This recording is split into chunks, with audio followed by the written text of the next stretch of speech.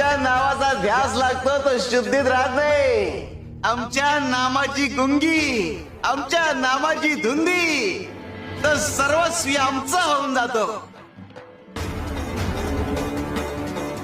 ज्याचे भाग्य चांगलं असेल त्याला आमच्या नामाचा छंद लागेल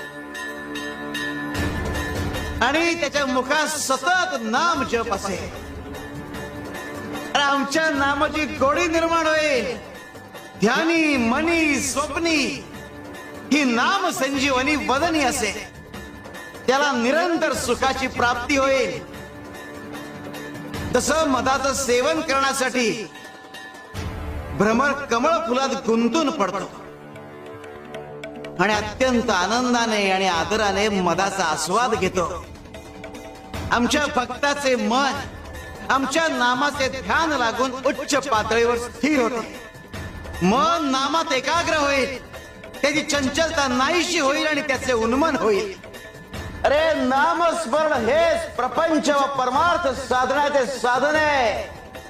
शिवाय शंकर तमाम शंकर शिवशंकर शंभो. सहनशीलता वाढतीये बरं.